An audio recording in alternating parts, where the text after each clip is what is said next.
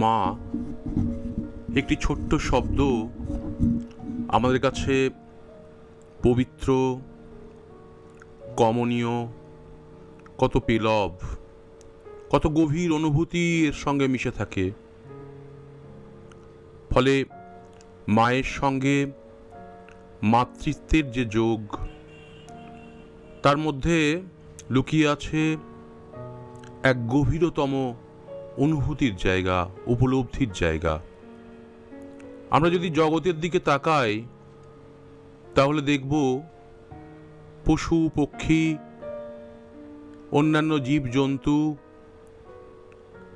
সকলের মধ্যেই এই মাতৃত্বের এক অদ্ভুত উপলব্ধি, অদ্ভুত গভীরতা অবস্থান করছে। যদিও এই অবস্থান করা, এই অনুভূতি বা উপলব্ধি একান্তই প্রাণিক স্তরের, কিন্তু আমরা যারা মানুষ, যারা শুধুমাত্র প্রাণময় সত্তা নয়, যাদের মধ্যে মন আছে, যাদের মধ্যে চিন্তা আছে, তাদের কাছে খুব স্বাভাবিকভাবেই মা শব্দটি একটা শক্তিশালী, পবিত্র, একটা বৈপ্লবিক মন্ত্রের মতো। স্বামী বিবেকানন্দও বলেছেন, মাতৃত্বই নারীত্বকে পূর্ণ করে, মাতৃত্বই নারীর নারীত্ব। তিনি আবারও বলেছেন, এই মাতৃত্বই ভারতবর্ষের আদর্শ। আসলে মাতৃত্বের গুরুত্ব এবং আমাদের দেশ ও আমাদের জাতি গঠনে আমরা ভারতীয়রা যতটা উপলব্ধি করি, সেই উপলব্ধির মধ্যে যে রসের প্লাবন আছে, যে ভালোবাসার শক্তি আছে, সেটা মনে হয় পৃথিবীর আর খুব কম জাতির মধ্যেই আছে। কিন্তু শুধুমাত্র এই ভালোবাসার প্লাবন, শুধুমাত্র এই পেলবতাই শেষ কথা নয়। মাতৃত্ব মানে এক গুরু দায়িত্ব। আমাদের কোটি কোটি ভারতবাসীর মধ্যে আজও কিন্তু সেই মাতৃত্বের গভীরতম উপলব্ধির শিক্ষা জন্মায়নি। পৃথিবীর দিকে তাকালে দেখা যায়, তুলনামূলকভাবে জাপানি মেয়েরা যখন মা হয়, তাদের মধ্যে এই উপলব্ধির, এই শিক্ষার জায়গাটা আমাদের তুলনায় অনেক গভীর। তবু আমরা সেই জাতি যারা দেশকে মায়ের আসনে বসাই। আমরা সেই জাতি যারা দেশ মাতার জন্য প্রাণ দিতে প্রস্তুত হই। ফলে মা বা মাতৃত্ব আমাদের কাছে এক উচ্চ আদর্শের বিষয়। কিন্তু বর্তমান এই পৃথিবীর দিকে তাকালে, আমাদের সমাজ পরিবেশের দিকে তাকালে আমরা দেখি এক সাংস্কৃতিক পরিবর্তনের মধ্যে দিয়ে সব সুর যেন কেটে গেছে। পাশ্চাত্যের চিন্তাধারা, তার স্রোত আমাদের সেই সমস্ত ভাবনার, সেই সমস্ত মূল্যবোধকে ধুয়ে মুছে দিয়ে চলে যাচ্ছে। তাই আজকের নারীরা আগে স্ত্রী বা নারী, পরে হয়ে ওঠে মা। মাতৃত্ব তাদের জীবনের মূল আদর্শ নয়। ব্যতিক্রম অবশ্যই আছে, কিন্তু যারা নিজের পরিচয়ে সমাজে মাথা তুলে দাঁড়াতে চায়, যাদের চোখের সামনে আমেরিকা, ইউরোপের স্বাধীন নারীদের ছবি রয়েছে, যারা সন্তানের গর্ভে গর্বিত হওয়ার পরোয়া না করে জাতীয় জীবনে প্রত্যক্ষ অবদান রাখতে চাই, যারা কর্মক্ষেত্রে, জীবন ক্ষেত্রে পুরুষের সঙ্গে কোনো পার্থক্য রাখতে চায় না, তাদের একটু ভাবার সময় হয়েছে। কোনো কাজকেই অস্বীকার করা হচ্ছে না। নারী অবশ্যই পুরুষের সমকক্ষ হয়ে উঠুক, কিন্তু প্রকৃতির এই বিধানকে তো আর অস্বীকার করা যায় না। সন্তানের জন্ম তো নারীর গর্ভেই হচ্ছে, কারখানায় তৈরি হচ্ছে না। সেই জন্য নারীরা বর্তমানকালে যাই করুক না কেন, তার মাতৃত্বের জায়গাকে সে অস্বীকার করতে পারবে না। আমাদের পারিবারিক, সামাজিক, জাতীয় জীবনের মূল জায়গায় এখনো পর্যন্ত মাতৃত্বই শেষ কথা, শেষ বিন্দুতে দাঁড়িয়ে আছে। তাই এই মাতৃত্ব শব্দটি নিয়ে এবং সন্তানের জন্মদান নিয়ে স্বামী বিবেকানন্দ বলেছেন, স্বামী স্ত্রীর মিলিত শ্রেষ্ঠ প্রার্থনা, যে প্রার্থনা প্রচণ্ড ভালো অথবা মন্দ শক্তির সম্ভাবনা যুক্ত আরেকটি জীবকে এই জগতে লইয়া আসিতেছে, ইহা কি একটি হাসি ঠাট্টার ব্যাপার? ইহা কি ইন্দ্রিয়ের পরিতৃপ্তি? ইহা কি দেহের পাশবিক সুখ সম্ভোগ? কখনোই তা নয়। স্বামীজি কি বলতে চাইছেন নিশ্চয়ই আমরা সেটা অনুভব করতে পারি। যে সমস্ত নারীরা, যে সমস্ত হবু মায়েরা অন্তত আধ্যাত্মিক জগতে বিশ্বাস করেন, যারা সূক্ষ্ম চেতনায় বিশ্বাস করেন, যারা বিশ্বাস করেন বিবর্তনের পদ্ধতির মধ্যে দিয়ে সে আগামী পৃথিবীর জন্য নতুন কাউকে আনয়ন করছে, যে পৃথিবীর অগ্রগতিতে সামিল হবে, তার ক্ষেত্রে এই আলোচনা গুরুত্বপূর্ণ হতে চলেছে। তাহলে মাতৃত্ব কি? সহজাত প্রবৃত্তির বশে অজ্ঞানে যন্ত্রের মতো সন্তান উৎপাদন করে চলাকে নিশ্চয়ই মাতৃত্ব বলা চলে না। একটি সত্তাকে সচেতনভাবে সৃষ্টি করা, নতুন একটি দেহকে গঠন, এবং সে যে দেহ ব্যবহার করতে আসছে, যে আত্মা, তাকে সজ্ঞান ইচ্ছায় রূপ দেওয়া, এই দিয়েই প্রকৃত মাতৃত্ব শুরু। কিন্তু অধিকাংশ ক্ষেত্রেই আমাদের জগতে অবচেতনভাবেই এগুলো ঘটে যায়, অচেতনভাবেই ঘটে যায়, কোথাও সচেতন আহ্বান থাকে না। তাই অবচেতনভাবে গর্ভধারণ ও শিশুর দেহ গঠন যথার্থ মাতৃত্বের মধ্যে পড়ে না। কাজটা আসলে শুরু হয় যখন একজন মা তার চিন্তা ও ইচ্ছা শক্তির সাহায্যে গর্ভধারণ করে এবং সৃষ্টি করে এক নতুন কোনো আদর্শ। আমরা ভাবতেই পারি যে আমাদের মধ্যে এই উপলব্ধি করার ক্ষমতা নেই, কিন্তু না, এটা ভুল। মানুষ হয়ে যারা জন্মেছে, অন্তত যাদের শিক্ষা দীক্ষা আছে, যাদের চিন্তা চেতনার গভীরতা আছে, তারা কিন্তু এই অবস্থা তার মধ্যে তৈরি করতে পারে। কারণ বস্তুগত পরিবেশে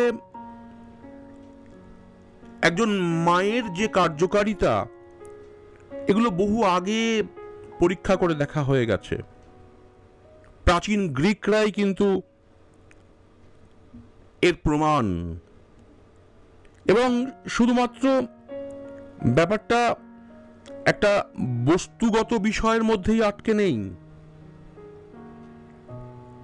অনেক ক্ষেত্রেই এটা প্রমাণ করে দেখা গেছে, কোনো গর্ভবতী নারী যদি প্রতিনিয়ত একটি সুন্দর ছবি বা একটি সুন্দর মূর্তি বা একটি সুন্দর আদর্শের কোনো ব্যক্তির প্রতি মুগ্ধ হয়ে দেখে, তার কথা চিন্তা করে, তার সন্তান হুবহু প্রায় সেরকমই হয়ে যায়।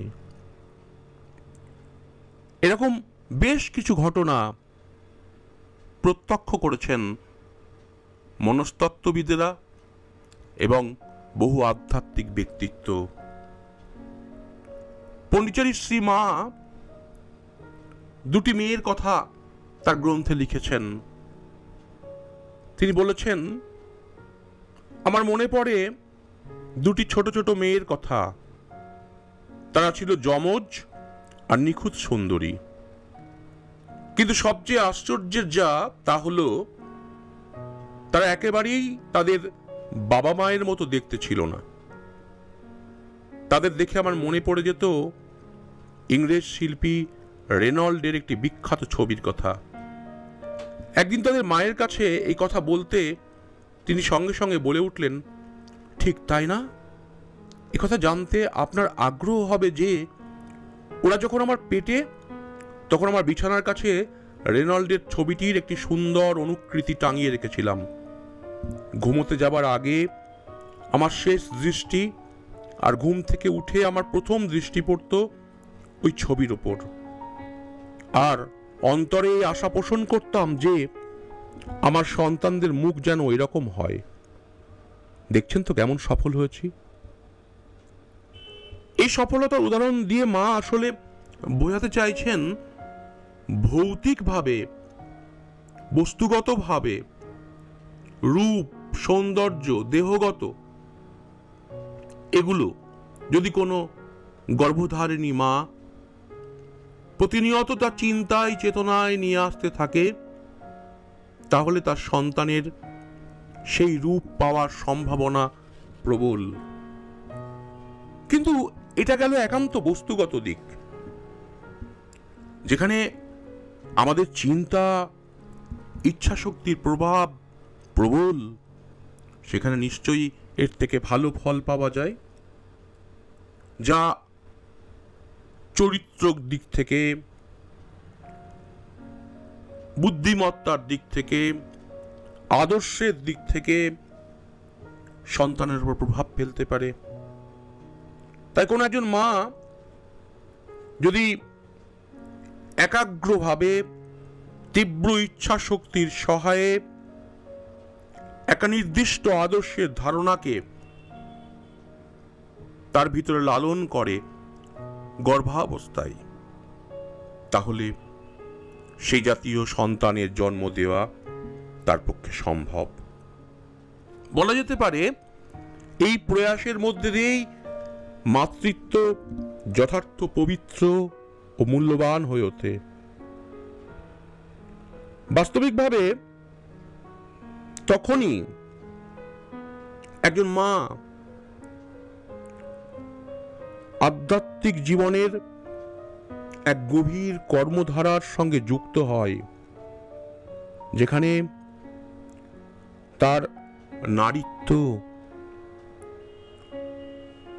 প্রকৃত মনুষ্যত্ব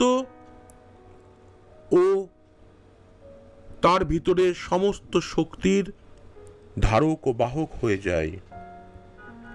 এই প্রচেষ্টা করাটাই কিন্তু একজন মায়ের প্রকৃত কর্তব্য। পার্থিব যে বিবর্তন ঘটছে পৃথিবীতে, সেই বিবর্তনের সহায়ক হয়ে সন্তানের জন্ম দেওয়াটাই হবে মায়ের প্রকৃত উদ্দেশ্য। তাই একজন মায়ের, বিশেষ করে গর্ভধারিণীর, দুরকম শিক্ষা স্মরণ করা উচিত। প্রথমত, তার নিজের উন্নতির জন্য নিজের উপর প্রতিনিয়ত প্রচেষ্টা করে যাওয়া, অর্থাৎ তার চিন্তা চেতনা সুস্থ স্বাভাবিক রাখা, তার খাদ্যাভ্যাস, তার লোভ, তার কামনা, তার বাসনা, তার রিপু, এই সব কিছুকে নিয়ন্ত্রণে রাখা। সন্তান গর্ভে আছে, সুতরাং মা যে চেতনায়, যে চিন্তায়, যে ভাবনায়, যে অবস্থায় থাকবে, সন্তানের উপর তার প্রভাব পড়বে। আর দ্বিতীয়ত, শিশুটিকে সে দেহগতভাবে গড়ে তুলছে, সেই রূপটির সম্পর্কেও তার সচেতন থাকা। কারণ এই গর্ভস্থ শিশুটির প্রকৃতি অনেকটাই কিন্তু গর্ভধারিণীর উপর নির্ভর করে সেই গর্ভধারিণী মায়ের যত রকম আস্পৃহা আর ইচ্ছা শক্তি তার উপর। তাই মায়ের চিন্তা যেন সব সময় সুন্দর হয়, শুদ্ধ হয়, আবেগগুলি যেন মহৎ হয়, সুন্দর হয়, তার বস্তুগত সংসার, বস্তুগত পরিবেশ যেন সামঞ্জস্যপূর্ণ হয়, অনাড়ম্বর মহিমায় যেন ভরপুর থাকে। এই শিক্ষাই গর্ভধারিণীর প্রকৃত শিক্ষা, যা তাকে নিজের উপর প্রয়োগ করতে শিখতে হবে। তবেই তাহলে একটি শিশুকে জন্মের আগে থেকেই, গর্ভে থেকেই উন্নত রূপ দেওয়া যাবে। তবেই একজন নারীর প্রকৃত মাতৃত্ব গঠিত হবে। স্থূলভাবে পশুর মতো সন্তানের জন্ম দেওয়া মাতৃত্ব নয়। মাতৃত্ব এক গভীর অনুধ্যান, এক গভীর অনুশীলন। অন্তত গর্ভধারিণী মায়ের সেই প্রচেষ্টা করা উচিত আগামী পৃথিবীর জন্য, আগামী ভবিষ্যতের জন্য। জন্মের পরে আরো অনেক লড়াই রয়েছে, আরো অনেক পদ্ধতি রয়েছে, সেগুলিও পরবর্তীকালে আমরা কোনো আলোচনায় নিয়ে আসতে পারি। মাতৃত্ব সম্পর্কে আজকের আলোচনার সারাংশ, আজকের আলোচনার মূল কথা যদি কারোর সামান্যতম উপকারে লাগে, তাহলে সহজ সাধন কথা এই চ্যানেলের পূর্ণতা আসে। আপনাদের অভিমত, আপনাদের মতামত, আপনাদের প্রশ্নের অপেক্ষায় রইলাম। নমস্কার।